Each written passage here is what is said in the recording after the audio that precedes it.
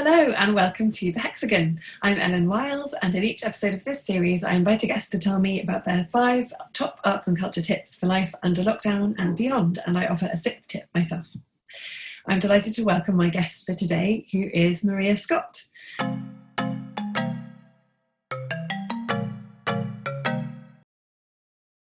Dr. Maria Scott is a senior lecturer in French in the Department of Modern Languages and Cultures at the University of Exeter. She has published books and articles on French writers, including the novelist Stendhal and the poet Baudelaire.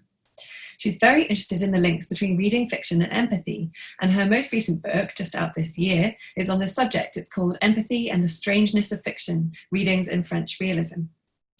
She teaches several modules at Exeter, exploring 19th century French literature and culture, including the making of modern France, introduction to French thought, and first-person outsiders in modern French literature. She lives just south of Bristol and is looking forward to commuting to Exeter by train, again, after lockdown finishes. Looking back on lockdown life, it has struck her that she may have spent a disproportionate amount of time watching Doctor Who with her 13-year-old twins. So Maria, welcome.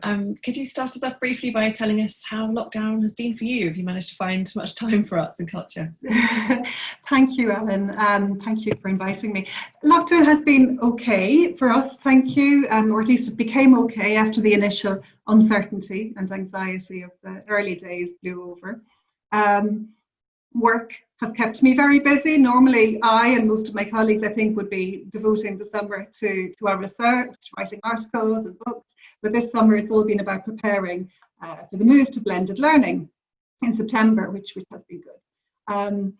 So I live with my husband and 2 young teenagers, and we've enjoyed discovering some lovely local walks around where we live, near Bristol, playing board games and competing against each other in Duolingo, where learning a new language has really just been an accidental side effect of winning XPs and moving on to the next league table. So that's been fun. We've all stayed healthy, thankfully. So yeah, it's been relatively genius on your part, managing to teach them an extra bonus language as well. I think that's more than most parents have managed.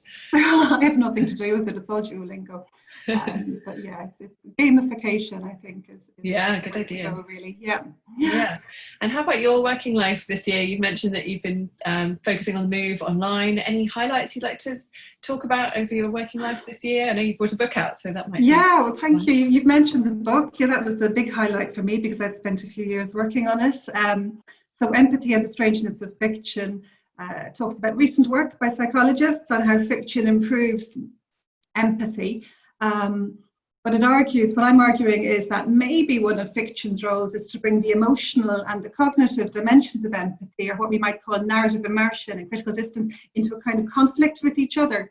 And I'm suggesting that one of the effects of reading fiction and of studying literary fiction is to remind us how little we can ever really know other people, even the people closest to us. And I think this is an ethical rather than a social effect of fiction reading. So that's really what the book is about. Such an interesting subject, thank you. All right, so now I think it's time for your first arts and culture tip for today. What's it going to be and why are you recommending it? Okay, my first tip is the painting Woman at a Window, or La Femme à la Fenêtre, by Edgar Degas, which I remember seeing on a hot afternoon in London a few years ago. I'd slipped into the Courtauld Gallery, which was really peaceful and cool by comparison with the hot, sticky, loud city outside.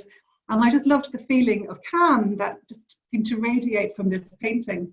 And I was completely captivated by the story behind it. It was painted during the Siege of Paris around 1870, when the city was effectively in a kind of lockdown. So food supplies couldn't get in, and Parisians were reduced to eating the animals in the zoo, and even rats. And the story is that when the canvas was finished, Degas paid the model with a hunk of raw meat. And she was apparently so hungry that she started eating the meat on the spot.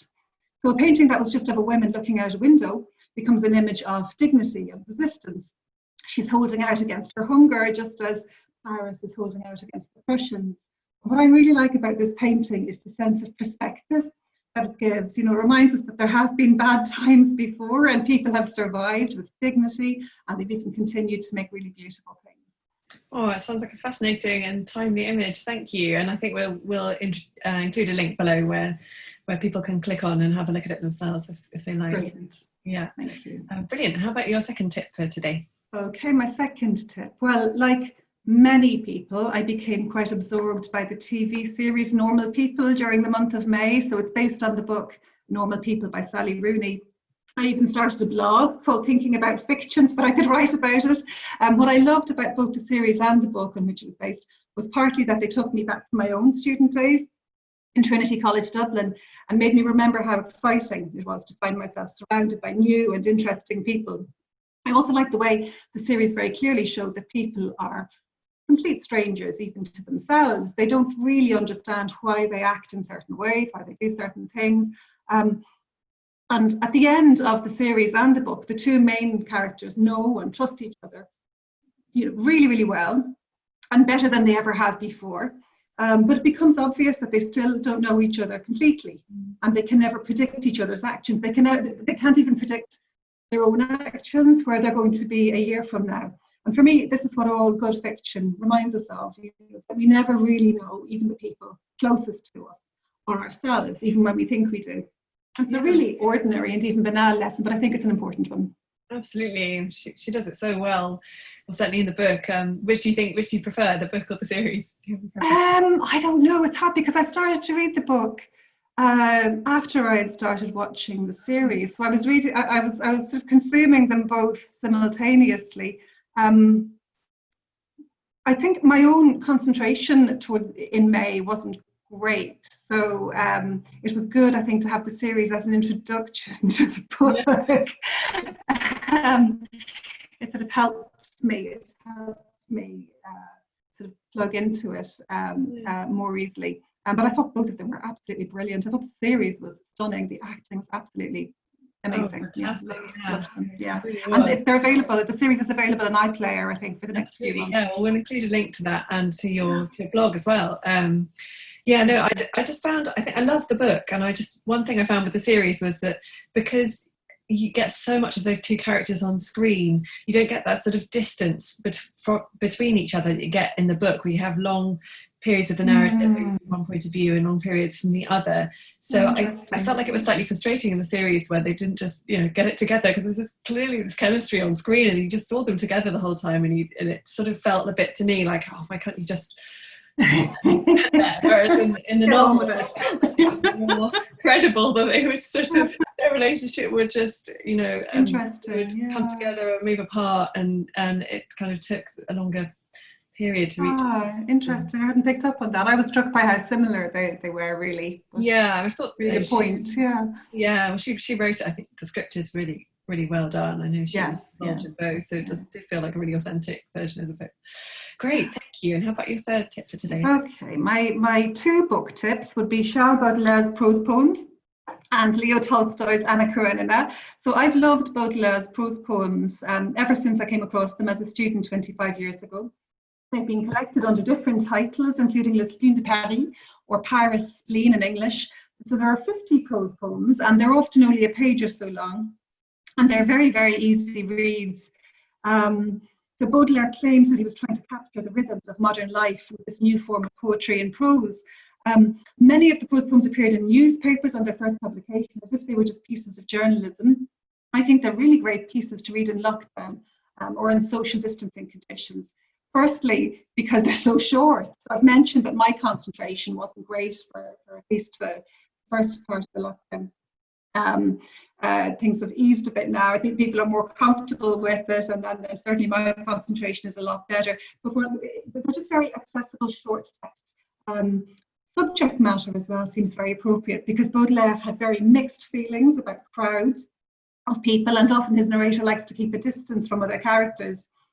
Thirdly, the prose poems are a bit like the Degas painting that I talked about, La Femme à la Fenêtre, because the reader is often left with the feeling that they might not be quite what they seem. They might be saying something very different from what they seem to be saying.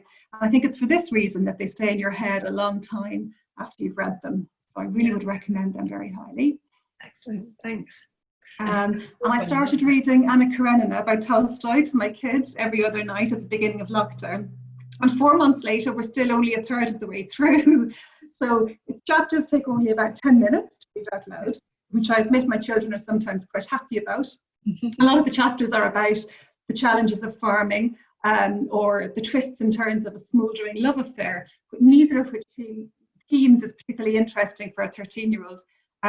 So anyone who has been missing the company of other people over the past while and missing their families might find it comforting to be immersed in a story with various sprawling families and frankly far too many characters to keep track of. And some people who've been spending a little too much time with their families might enjoy the novel's famous opening line, "Happy families are all alike. Every unhappy family is unhappy in its own way." That certainly resonates. Yeah. So yeah, I think this is a very good value. It only costs about 99p to download to your Kindle, and you can borrow it free from a library, or you can get it free from Project Gutenberg. So given that this is one of the best novels ever written, according to a lot of people, you can't go too far wrong with that.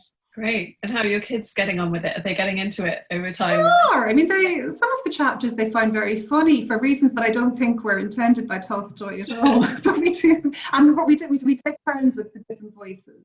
So, that's a good idea. So that's always good fun. There are a lot of different voices. Yeah. Excellent. And I think we've come to your final tip for today, yes. which is another one you've experienced with your kids. What's yes. that? So my final cultural highlight of the past few months has been watching Doctor Who on iPlayer again. So it is the back catalogue of Doctor Who. So we've been through quite a few Doctors at this stage. So what Doctor Who and the TARDIS do is really what every good book does and what all good fiction does. It doesn't just let us escape from our everyday reality, it also brings us somewhere else and plunges us into other worlds and times where the only guarantee really is that we will meet alien life forms. And honestly, from the point of a modern languages lecturer, what is not to love about a character who can speak not only every language in the world, but every language in the known universe? So my only tip would be to keep a cushion close by down this route. Brilliant, thanks so much. And now it's time for the 6th tip for this episode, which is mine, and it's going to be another TV show. I have just finished watching Mrs. America, which is on the BBC and on Hulu. It's this 9-part series, and I've just binged it this week with my husband. It's been utterly gripping. So it's set in the US in the late 1970s, and it's about the women's movement at the peak of second wave feminism and the battle for the Equal Rights Amendment to the Constitution. So it's partly based on real characters. So there's Gloria Steinem, played by Rose Byrne, Betty Friedan, played by Tracy Ullman, Shirley Chisholm, who was the first Black woman to be elected to Congress, played by Uzo Aduba, and then Phyllis Schlafly, played by Kate Blanchett. And she stood up and led conservative women on this mission to defeat the ERA, largely on the basis that women want to be protected as homemakers. So yeah, one of the cleverest things about this storyline, which is created by Dahvi Waller, who was a writer on Mad Men, is that she opens with this episode that's focused on Schlafly, and she really cleverly reveals what a complex character she was. And casting Blanchett in that role was a stroke of genius. I mean, I love Blanchett in anything she's in, but she plays Schlafly brilliantly. She's completely compelling and horrifying at the same time. And the series is beautifully shot with this sort of vintage colour filter and these great 1970s outfits, and it splices in real footage from the 70s and the ERA protest too. And it just navigates the personal and political stories really deftly, especially the various compromises women are forced to make between families and relationships and their principles and ambitions on both sides of the argument. And I'm ashamed to say, as someone who used to specialise in human rights as a lawyer, that I didn't realise really until the end of the show what a live issue the ERA still is in the US. So that was really illuminating to discover, and it's obviously a very timely show in this area of Me Too, etc. as well. So I would recommend that to anybody. Yes, I would second that. I've been watching Mrs. America too. Oh, great. Yeah. Tip for the day then. Okay. Well, that's it for today, I think. Thank you so much, Maria, for coming and sharing your recommendations. It's great. Thank you, Ellen. Thank you. And thank you to all of you for watching. I hope some of these arts and culture tips will inspire you wherever you are and however locked down you are right now. And there will be some more episodes coming soon, so I hope to see you next time. Bye for now.